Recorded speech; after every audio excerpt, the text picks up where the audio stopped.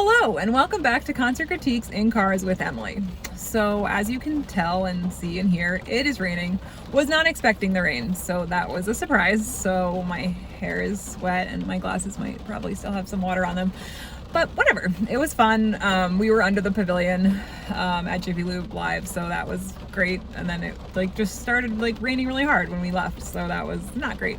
But the concert was great, so I can't wait to talk about it because there is so much to get into. So we saw Imagine Dragons and it was wonderful. So the two openers were King's Elliot was the first opener and then Macklemore was the second opener, which I didn't realize until today. And I was a little bit like, that's an interesting mix of genre, but I'm gonna get into it and tell you how awesome it was. Okay, so let's start with King's Elliot. So the first song was like a slow starting song, and so King's Elliot is like a female singer-songwriter, and I liked the lyrics about the tree and the leaves in that song, but definitely was not hooked right away and didn't feel like I was excited to be there. So that was a little bit of a disappointment right off the bat. Then for the next song, she walked back and forth across the stage. Again, it had that similar slow start. But I did like how the end of the first chorus was sang. It had kind of an up and down feel to it, so that was pretty cool. Then the next song was For Anyone Who Feels Like They Don't Belong, is what she said. The start of the song had a really quick, short feel. I want to say it was called Outside. Really liked the lyrics of the chorus and and then she asked the crowd to sing. I really liked the lyrics in the bridge as well. So up to that point, that was my favorite song. Again, the first two songs I was kind of but then that third song I was like, okay, this is much better. After that, she talked about mental health while being in a relationship. That also had a quicker, short feel. I liked the lyrics in the chorus, especially the falling down is better than dancing alone. So again, that was two good songs right in a row for me personally. So I was like, okay, we're getting better. Then after that, she played Butterfly something. I couldn't get the second word. I liked the piano at the beginning, and then I really liked the contrast between the verse and the chorus. It just had such different feels, so I really liked that. After that, her last song was Call Me Dreamer. I really liked the pre-chorus. I liked the lyrics of the pre-chorus, and I liked that the music completely dropped out at the end before she sang the last few lines. So I liked that. Not my favorite song for sure. The third song and the fourth song were definitely my two favorites. Didn't love the beginning of her set, and then the end was just okay. So then Macklemore came on, and man, he was talk about entertaining. I don't know that I go to a lot of concerts with dancers and choreographed dancers. I don't know that alternative music is really has that as a staple in their sets, but man, this was awesome. So we had a trumpet player and a trombone player, and they were dancers. They did everything. It was so impressive, but I'll talk about that later. So the first song was just piano while he sang, and so if you don't know Macklemore, is a lot of you guys are probably yeah, we all know. If you don't know Macklemore, he has a lot of collabs with people, and so there was a lot of recorded singing because of the parts that obviously those people weren't there to sing. And so the first song had a really nice build up, definitely had a more rap feel once the verses started. But it was a good start. Again, it was high energy, and yeah. So then after that, he gave a shout out to Mattress Warehouse. And so if you've ever been to Jiffy Lube Live, underneath the big teleproms on the left and right side of the stage is the sign that says Mattress Warehouse, because obviously they are the advertisers for the venue. And so he made a joke about how if he lived here, he would definitely have a mattress from Mattress Warehouse. So that was so cool. Definitely a unique thing that does not happen at every venue. And then he also made a joke about wearing his green headband that he had on, and he was well, what's the point of not being able to make decisions that you're going to regret later on. So again, he just seemed like so, I don't even know the word, personable, cool. Like, it just seemed like you were like, dude, I get why so many people collab with you. Like, you are just such a like fun person to be around. Like, and it's not even like confident. He's definitely confident on the stage, but it was something else. Like, this, I can't put my finger on it, but every time he spoke, you were like, yep, you're cool. Like, you're awesome. I want to be your friend. After that, I played Thrift Shop. He let the crowd sing parts. Really fun to see live. Again, would never be on like my list of songs to see, but you know, I like recognized it and I was like, oh, this is cool. And yeah, so he came onto the catwalk. So the stage, sorry, I should have said that from the beginning, my bad. So you know, the stage, the main stage, and then it had like a catwalk right down the center. So for that song, he came down the catwalk with 2 dancers. The next song, he sat with dancers in the middle of the stage, the main stage, and they had fire jets, and he sprayed water out of one of those little like water tube things, so that was crazy, like into the pit, so that was cool. The dancers came out onto the catwalk to dance while there were fire jets, and then the crowd said "Ayo" with the fire jets, so it was really cool. That was a cool song. After that, for the 4th song, he said he was trying to make this show the best show on tour, so that when he goes home, he can tell his 7-year-old daughter that, oh, maybe that was later actually, sorry. But he's talking about how much he loves performing, and because of the pandemic, he wasn't sure that we would ever be able to do that again. Then they played Same Love, which I really liked that song. Definitely changed some pacing in the first verse and encouraged the crowd to sing the female parts of the chorus. But I do think the female singer on stage was actually singing the chorus as well. I don't know if there was a recording on top of her, but I did see her singing. Then after that, he changed his jacket to a vest and came out with some dancers, very like rap-ish verse, rap sounding verses. Even the trumpet player and the trombonist had a dance part, which was really cool. They came to the front of the stage and they interacted like with Macklemore. I want to say the song was called Downtown. There were fireballs during the bridge. This other singer came out to sing the part of the bridge, like the downtown part of the bridge. Just like awesome insanity. They all had matching outfits. It was just so good. It was really impressive and really good. So then after that, he introduced his new song that's coming out on Friday, by saying that he trusts us, and if he had to do a trust fall, as long as there was a mattress from Mattress Warehouse there. So again, I just like love that he brought that back. Like, it was just so good. And then he taught everyone, the crowd, how to do the clapping part for the song. In that song, the female vocals opened the song. Had like a very poppy vibe. I could see the song becoming a big hit. Instrumentally, it was poppy. Loved the part word repetition in the pre-chorus. I want to say maybe this song is going to be called Maniac, because that was like the main word that was said and put on the screen. Definitely had more of like a rap feel for the verses, especially the second verse. For some reason, I was like, whoa, the second verse really sounds like a rap song. But everyone on stage came to dance at the end, and like the clapping part, it was so cool. Everyone on the stage, the guy behind the drums, the guy behind the turntables, the trumpet person, the trombone person, like it was so cool. It was so cool to see like everyone in sync dancing. It was cool. So then for the next song, the turntable guy and the drummer threw one single drumstick at each other. They both caught it and then immediately like went and kept playing their instruments. So random, and like if you missed it, but it was so cool. It was really cool. Maybe For Glorious was the song title.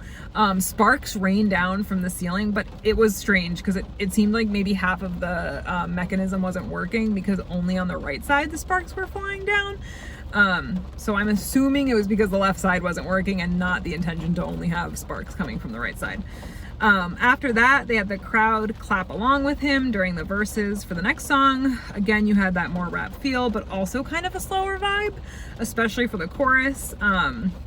Maybe These Good Old Days. The chorus was definitely slower.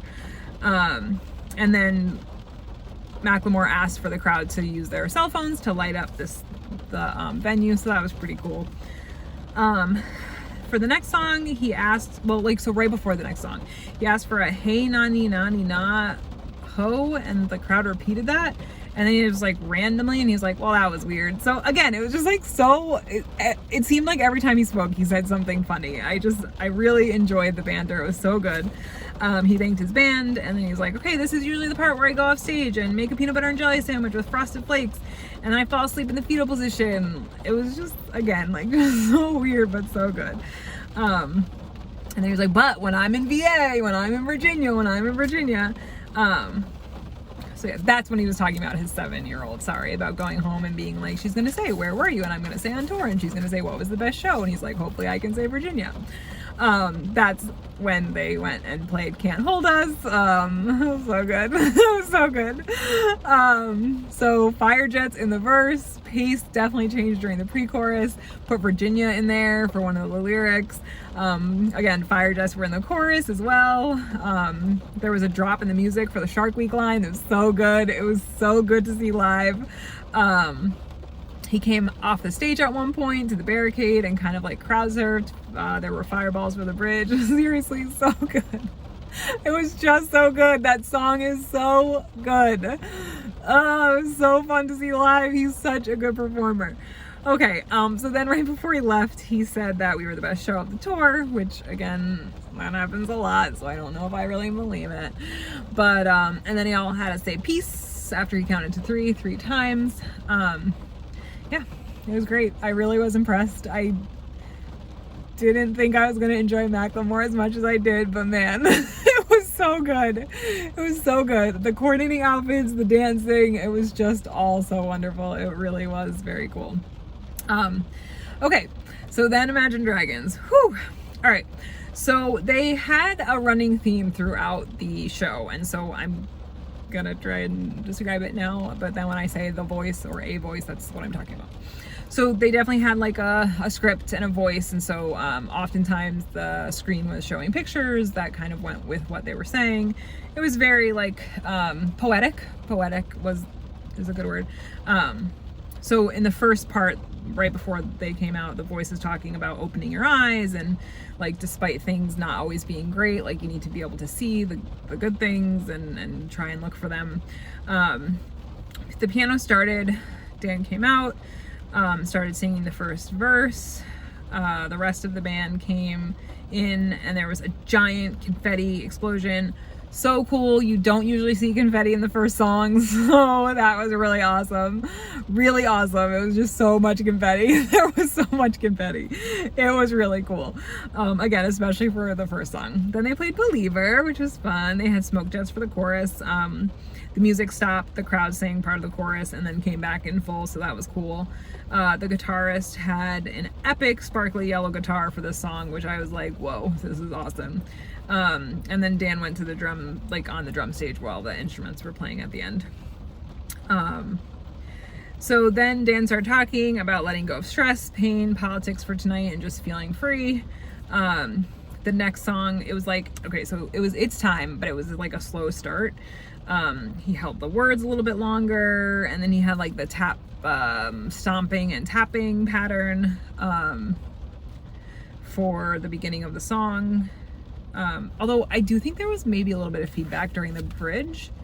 So that was a little bit like, I was like, ooh, is that feedback? But it was good. So good to see that song. Loved it. The next song I didn't recognize until the chorus. I'm So Sorry is what it's called. Very like, it was funny because when it first started, I was like, wow, this definitely feels like rock country right now.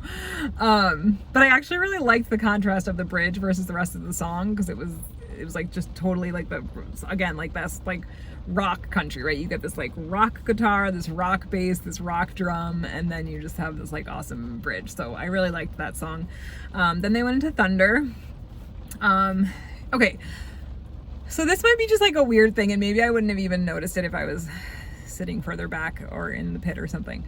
But so at the end of the last song, I'm So Sorry, the mic stand was at the end of the catwalk, like closest to the crowd. So then they had a stage crew guy bring the mic stand back to this main stage. And then so for Thunder, Dan pulls the mic slowly down the catwalk. it would just seemed weird. I don't know. It was just one of those things. I was like, what? That's why that poor guy had to run all the way down the catwalk just to bring it back? You couldn't just leave it at the end? Anyway, so there were fog jets. Definitely changed the yeah right before the second verse, which I really liked. He let the crowd sing part of the chorus, and definitely added never give ups during the bridge, which I really, really, really liked. I loved that part. And then there was more confetti with some smoke jets, which was really pretty cool. Really cool. Especially because like the way that the smoke jets went, it went with the thunder, and so it wasn't all of them at once. It kind of like went with the different. It was great. It was really good. So then that voice came back on, but this time it was, I'm gonna say experiencing weather, but it was so poetic, and I am not doing poetic justice here, so please don't just please. I don't need the comment. No, I'm just kidding. And like finding kindred spirits, and how like feeling the pain that they feel and why things must change. The whole time Dan was kneeling in the center of the catwalk watching the videos. Every time he was on stage with the video, he was always watching it. So the next song had a slower start, but I liked the quicker, shorter feel of the second verse. Then after that song, he talked about how they've been a band for over 10 years. They have 5 or 6, I couldn't remember how many records, but they had 5 or 6 records. And they thanked them for all the messages and the letters and for listening to them. Genuinely, when he thanked us a lot throughout, and you know, I will bring it back, but it was nice. And again, it felt genuine. Then he played Follow You, which was a good follow-up to the previous song because it had a very similar vibe. It was nice to see it live, and he definitely held the last note longer. And then afterwards, he talked about remembering writing the bridge and how it made him laugh because he was joyful. And so I really liked that. I liked that he didn't say that at the beginning. I liked that he kind of said it at the end. It made it, and again, listen, he could do this every night, I'm not sure, but it did make it feel a little bit more genuine. Like he was like, oh man, every time I sing that song, it always makes me smile a little bit. So I liked that. I thought that was kind of a cool touch. And again, he could do this every night, so it could not be anything novel or great, but it was nice. It felt genuine. Then they played a new song, Take It Easy. Well, again, I'm just guessing, so I'm going to call it Take It Easy. Again, it had that similar, slower vibe. He walked back to the main stage and stayed there about halfway through the song. The next song, I liked the short, quick feel of the guitar part. He started at a higher octave, but then went back down for the verse, which I loved the short, quick feel of. Loved. And the lyrics of the verses. So fantastic. And I also loved lyrics of the pre-chorus as well. I want to say the song was called Have Mercy. Then he introduced, so he only introduced 2 band members who did solos. The bassist, which was so impressive, really impressive, so impressive. The bassist did a great job with his solo. Then the drummer, and then he went back into the song, and he just kind of kept dancing up and down the catwalk. Really liked that song a lot. Then they had an instrumental transition, which went into natural. There were smoke jets for the chorus. There was a really cool contrast for the bridge with confetti and smoke jets right after the bridge. So I really liked that. Then that voice came back on, and it was talking about like a woman and how she had both light and darkness in her.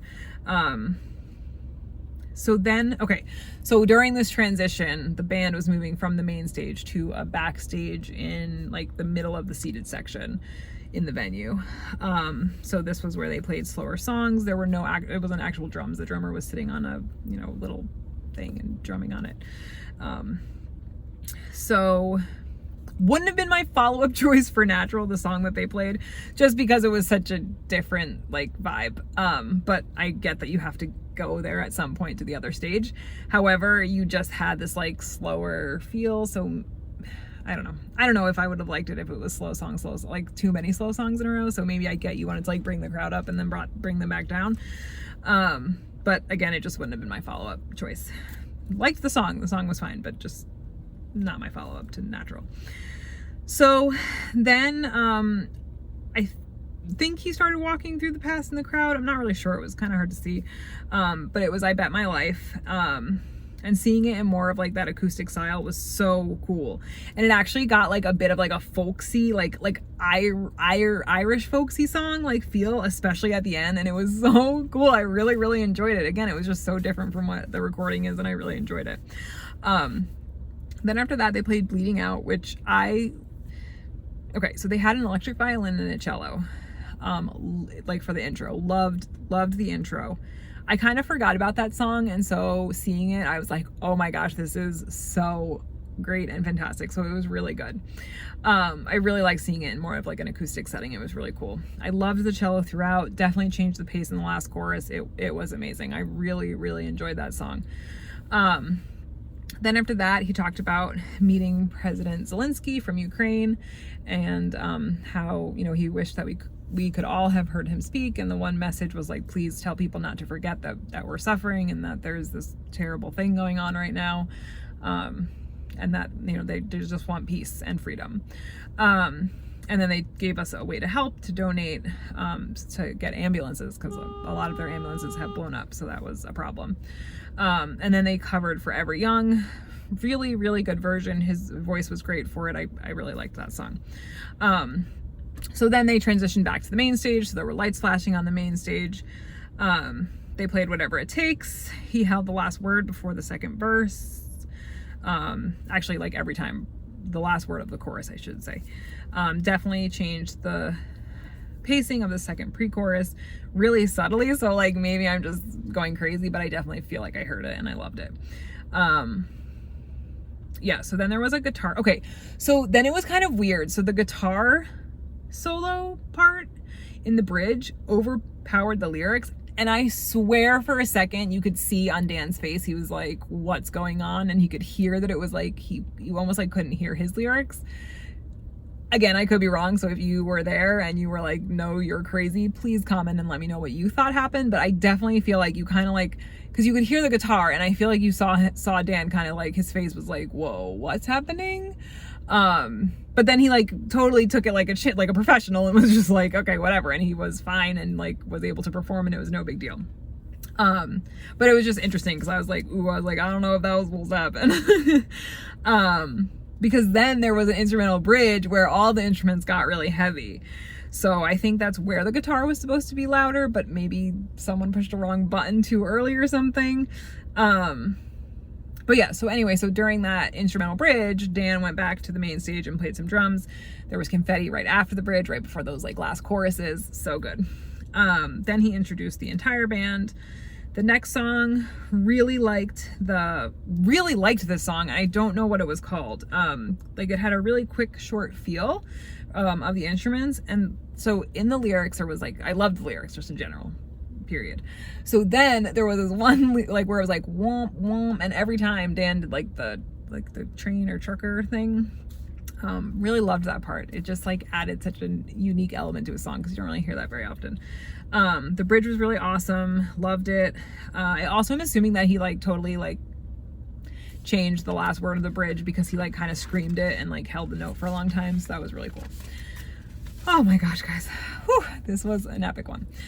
All right. So then the voice came back on, and was talking about how not everyone is their friends, and how like they like to see the voice being in pain, and they've become like black and hateful. At this point, Dan had taken his shirt off, which was nice. Then he played Enemy, and there were fire jets and fireballs. So the fire jets came on first, and then it was like fireball. So yeah, so the singing in the bridge was super impressive, because it's so fast for such a long time. Like you could see him take a breath at one point, but he really lasted for a very long time before he had to take a breath. And then there definitely was a longer pause before going back into the choruses after the bridge.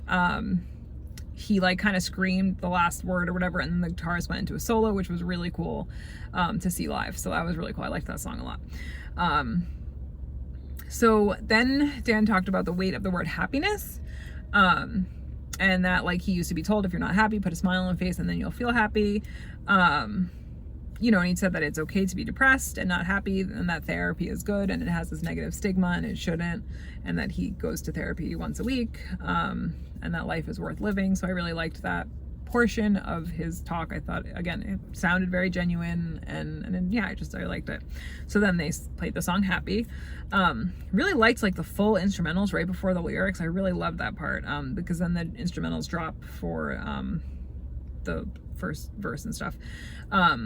it had a like really quick, short feel to it, and especially the second half of the verses. So the verses, it was almost like 2 or 3 lines, maybe 2 to 4 lines of the verse were not this like quick, faster pace, and then the rest of the verse was like this quick, faster pace, and I loved it. It was such a good follow-up to Enemy, and I didn't know it, so I love when back-to-back songs that I know. I didn't know the song, and I thought it was such a good follow-up.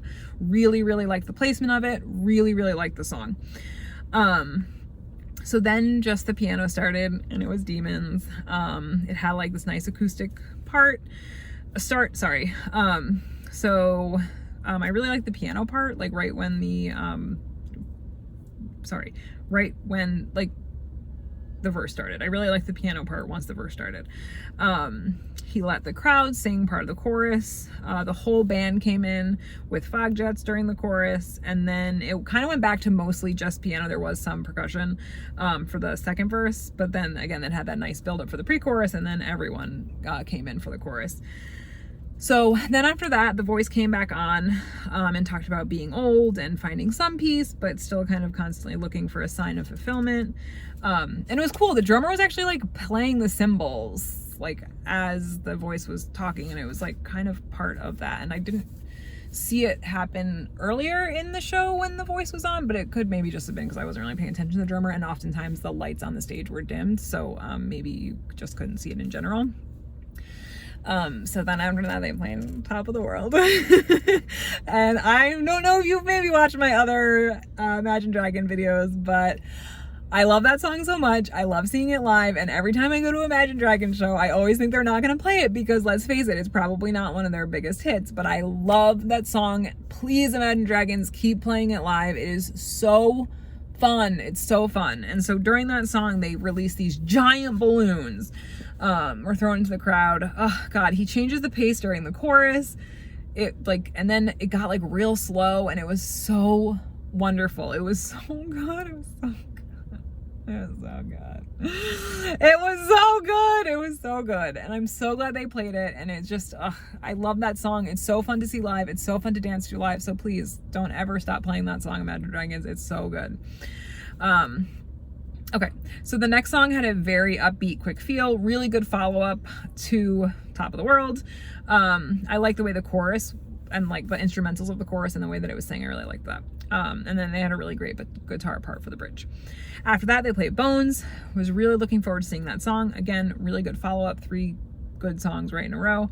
And so they definitely had a recorded singing for the filtered part. I was curious how they were going to do that part, and so it was just a recording, which he sang over sometimes. So then he was walking up and down the catwalk throughout the song.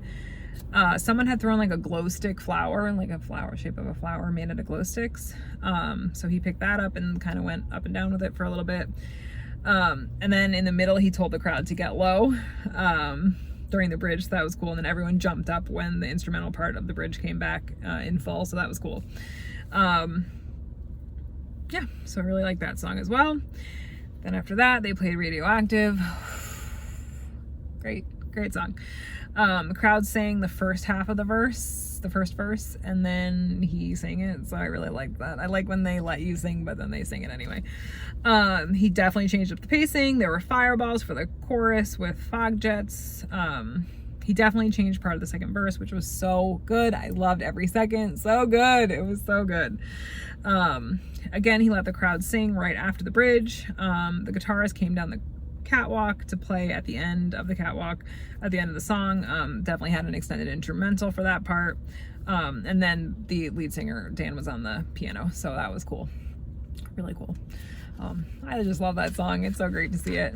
And then after that, wow guys, almost a half hour. We're not even done with the show part yet. So then they played a song I didn't recognize until the chorus, so Walking the Wire. Slower start. Definitely not the song I would have picked as a follow-up. I do like the bridge of that song though, so that was like great to see. But yikes, man. Not a good follow-up to Radioactive. Really, really not a good follow-up to Radioactive. Really not. It just, it was so disappointing. But then like right after that, they went into another song, My Life, which I actually really liked that part of the next song. And it had like a really great build up. And then Confetti right before the chorus, which was so cool. Of course, you gotta end a show. Listen, if you start a show with Confetti, you gotta end a show with Confetti. And at the end, he actually, you know, they bowed and stuff, but then as he was walking away, he pulled someone's poster like onto the stage and signed it. So I thought that was pretty cool. Was a little disappointed that they didn't come out for an encore. I mean, I know technically probably Radioactive was the beginning of their encore. But I feel like that ending, man, it killed it for me. All right. Oh my gosh, scores. Oh, geez Louise. Okay. King's Elliot, definitely a low point overall of the show. I did like the 2 songs in the middle of her set, but it just, I don't know, it was just a strange genre choice for the 2, you know, Macklemore and then Imagine Dragons. Macklemore was amazing. I definitely would give him like a 9.9. He was so good. If it was just him, it was just so good. Really fun. Even the songs I didn't know were fun. Even the songs I did kind of know but don't love were fun. And then of course seeing the last song was great. Imagine Dragons, really, really good. Definitely had a few lulls for me in their set. Particularly the end was really just so disappointing. Oh, especially after Radioactive, but they played Top of the World, so that was really good. This is a really hard one to score. Geez, I'm gonna go with, oh boy. I think overall, man, this is tough. I'm gonna go with an 8.0. Right? 8.0.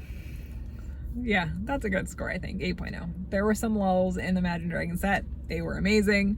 Again, Macklemore definitely played some songs I didn't know, but again, it was really fun. And no matter what song he was playing, there was always something interesting to look at on the stage. And then King's Elliot just didn't really do it for me. But Imagine Dragons was great. They were so good, and they played Top of the World. But again, that they just ended on such a note for me. So I think 8.0 is where I'm at. Let me know what you think. Do you agree? Do you disagree? Were you there? Did you want to go? Have you been to another show? Was it different? Was it the same? Like, comment, subscribe, and I'll see you guys next time. Bye.